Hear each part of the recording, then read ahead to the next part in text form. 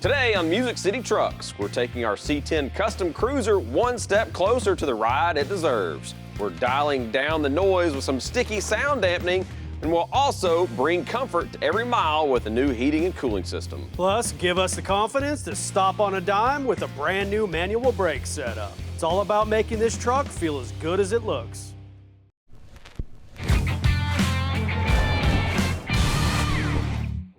Hey guys, welcome to Music City Trucks. Well, we're in the final stages of assembly, an old Project Cream Puff here. And the last time you saw it, it was a rolling chassis. Since then, we've added the bed and the cab to get this thing closer to the finish line. And I'll tell you what, this thing's finally starting to look like a truck, but you know what they say? That last 10% takes 90% of the time. Right. We still have a lot of work to do on this truck, and you know what I like to say? Devil's in the details, and this is where it counts. Yeah, so hopefully by the end of the day, we'll have some air conditioning wrapped up and some of the wiring and any other little details that we can pop in. Yeah, and we also got to get some sound deadener in this thing, so what do you say? Let's get to it. All right, so before we can get to any carpet or any other components on top, well, we're gonna need to take care of this underlayment here. Now, what happened to the paint and all of it? What do you mean? We got some yellow, some red. Oh, we ran out of paint. Oh yeah, when you had a little accident. What are you talking about? When I fell out of the truck? Yeah. Spilled the paint all over the floor? Right. Yeah, let's move on from that. So, needless to say, we ran out of paint, but we got all the important stuff covered. So yeah, and there's already paint here, so Right. It's not like it's bare metal, so we're fine. we're gonna have air conditioning in this thing and be going up and down the road. We wanna have a nice interior, so we want it kind of quiet on the inside so you can cruise in peace, sort of deal. We don't want to get too hot as well. We want, you know, these old trucks, they were farm trucks and they weren't really sealed from the factory, Yeah. so we want to try to bring a little of the 21st century into this truck. Yeah, so to do that, we're gonna use this boom mat here from Design Engineering. It's gonna help, like you said, some of that thermal control and also the acoustics, the sound in there. Now this stuff, it has an adhesive backing there, so before we stick this down, we need to clean this up. Yeah, and that's the good stuff. It's got butyl on the back, not asphalt, so it's going to be a real nice clean install. Yeah, that'll form up really nice. So we'll get this thing wiped down, blown out, and get to sticking. All right, I'll grab the air.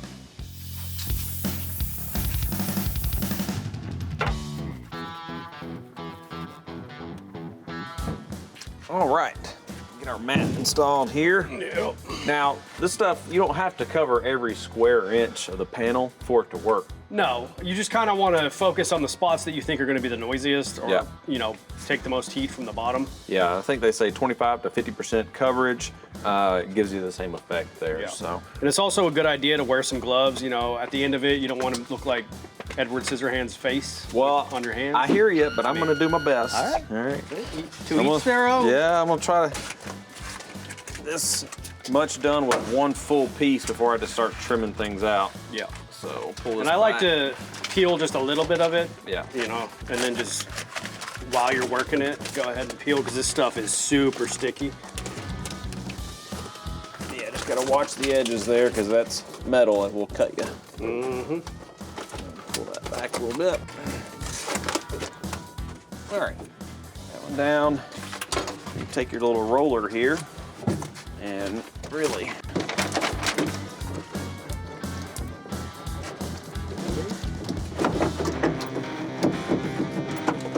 oh, look at that. Lined up perfect. Now DEI has also sent us a selection of their heat shroud, and we're going to use that to protect our lines, hoses, and wires from heat and abrasions.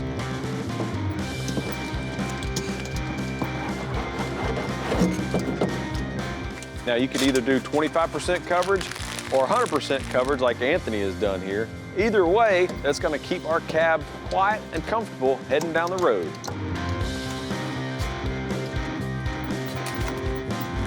The best technique for this is when you're rolling it, you just want to be real mad at it. You got to get angry. Ah! Just get that rage in you. Then it lays down just right.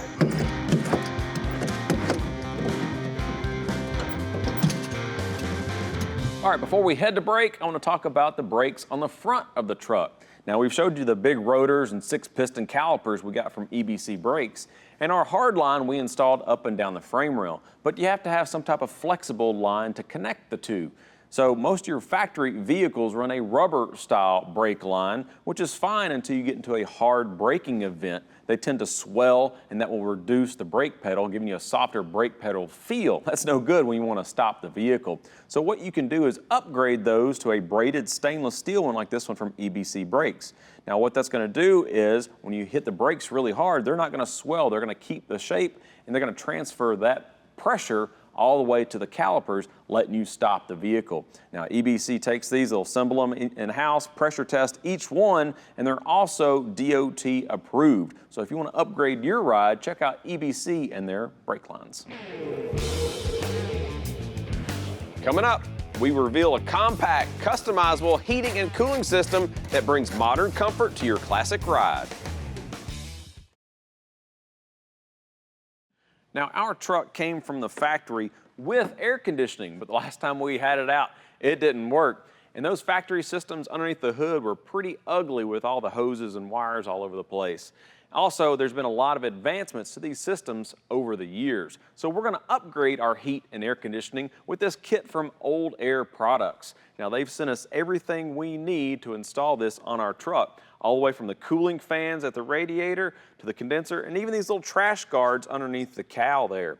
Now, whether your truck is equipped with factory AC or it's just a heater style truck, they have everything you need to convert to a modern AC system. And if you're not sure how air conditioning works, well, let's take a look at it. The main objective of the AC system is to remove the heat from inside the cabin and send it outside, and that starts with the compressor, the heart of the system. The compressor sucks in warm refrigerant vapor and discharges a high temperature, high pressure vapor. The refrigerant in its gaseous state enters the condenser where it transfers heat from the refrigerant to the tubes and fins. Then the cooler ambient air passes across the tubes and fins where it absorbs the heat, as heat always transfers from hot to cold. So much heat is removed from the refrigerant that it condenses to a liquid state. That high pressure liquid refrigerant leaves the condenser cooler and enters the receiver filter dryer where the refrigerant passes through a desiccant to remove moisture and a filter. Once it leaves the dryer, it moves to an expansion valve or metering device. This is the restriction in the system that allows pressure change. The refrigerant leaves the valve as a low pressure, low temperature liquid or mist that enters the evaporator, which is inside the cab. The warm air from the cab passes across the tubes and fins and transfers its heat to the cooler refrigerant. The air leaves cooler and the liquid refrigerant evaporates to a gaseous state as it absorbs the heat from the cab and heads back to the compressor. That cool air leaves the vents and keeps us cruising comfortably down the road. Now let's get the evaporator assembly installed. Now the mounting bracket that comes with the kit is already black, but we went ahead and painted it to match our truck. So we'll get this on here, and another thing here is, when you get this on, notice this opening. We went ahead and cut that before we did our body work. So we'll slide this on, and Anthony's gonna slide that evaporator assembly from the inside out. We'll get all the 4 lines poked through here. I'll start with this black hose here through the hole. drain tube there. Perfect, got it through. You know, I like how small this unit is. It really tucks up in here nice and tight. Yeah, that's the beauty about this unit. It's got the evaporator, it's got the heater core, and the blower motor all contained in that one unit right there. You're still off on the stud here on the bottom. Yeah, I'm looking. Pop this in the back side of that. All right, got that in there when we get it tightened up. And then also we have a block off plate for the old blower motor. Once we get the radiator support installed, the radiator on, the condenser, then we can run our lines and finish up that. I'm gonna get these tightened up. Another cool feature about this kit from Old Air Products is they utilize your factory control panel, but they convert all the signals electronically with these potentiometers. That way it gets rid of all those push and pull cables. So let's get this guy installed here. And a couple screws.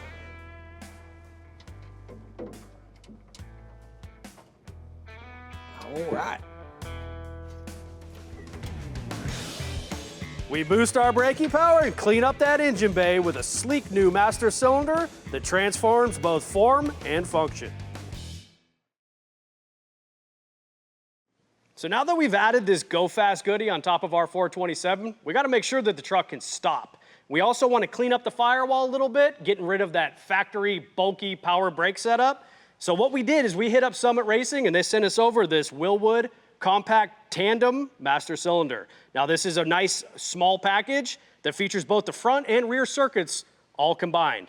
Now we also hit up Level 7 Motorsports and they sent us over their billet aluminum firewall adapter. Now this cleans up the firewall and it also gives us a nice sturdy mounting point for the master cylinder. So let's go ahead and let's get it on the truck.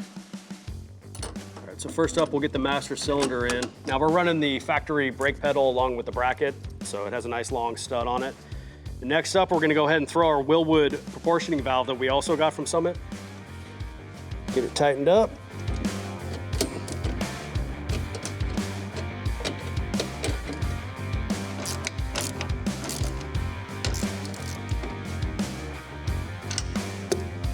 All right, up next we'll get the fittings in the master cylinder. Just make sure you have the crush washer on it before you install it, because you don't want to have to take it all the way back apart if you don't have that on.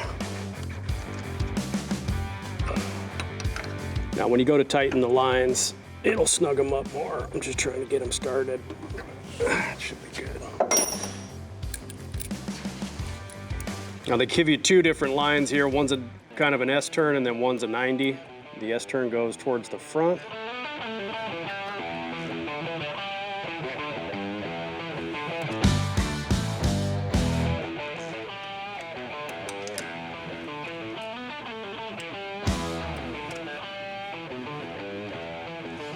Get our line wrench, give them a nice little tighten. It's nice they give you this because sometimes making these little ones can be a bear.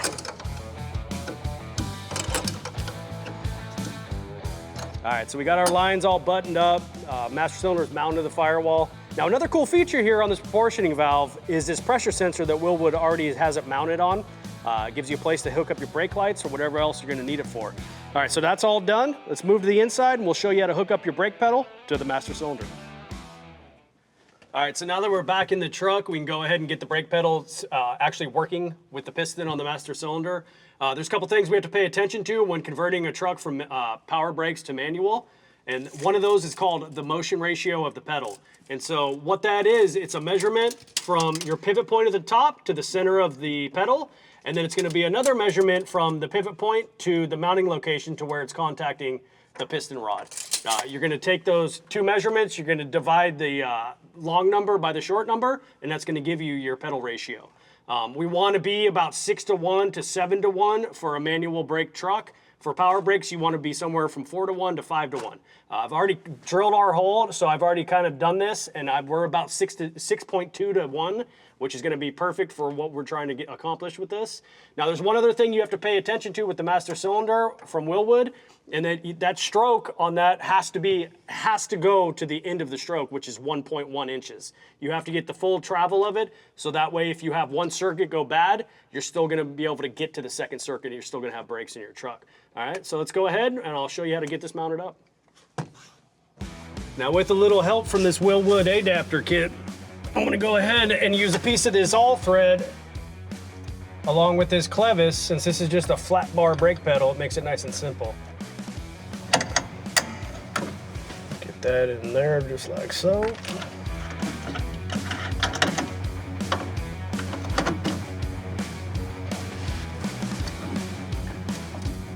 Now you want to be careful you don't cross thread this because it'll be easy to do.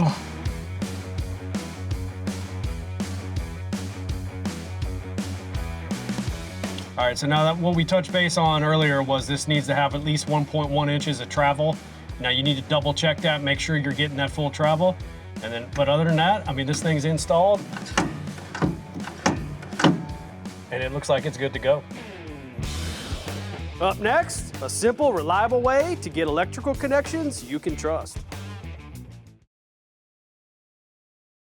So with the brake pedal and the bracket installed in the truck, I went ahead and installed our steering column. And for the steering column, we went to Flaming River and they sent us over one of their 2-inch stainless steel columns. Now we got ours with a column shift and in black powder coat. And they also sent us over one of their 2-inch swivel ball floor mounts. Now they're made for the 67 through 72 trucks, so it dropped right into place. And to cap all that off, we went ahead with one of their waterfall steering wheels.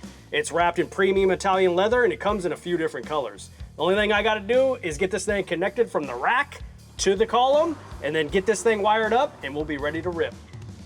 Speaking of wiring, whenever you introduce modern electronics to these older trucks, like our fuel injection computer there, you open yourself up to electrical gremlins with that old wiring. So we're gonna update our wiring harness with this kit from Painless Performance Products. Now these kits are made specifically for these trucks, and they allow you to convert from your old glass tube fuses to these modern, safer blade style fuses.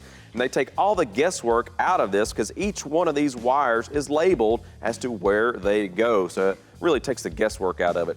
Now these kits come with everything. You can add some loom to it, dress them up, and also the zip ties and the electrical tape as well. And then they don't leave you hanging. They give you a nice electrical diagram booklet here to answer all your questions and solve those electrical problems there. But what you don't see here are the battery cables. And a lot of these custom trucks, you have to make your own cables and terminate them correctly. And that's the subject of today's Summit Tech Tip.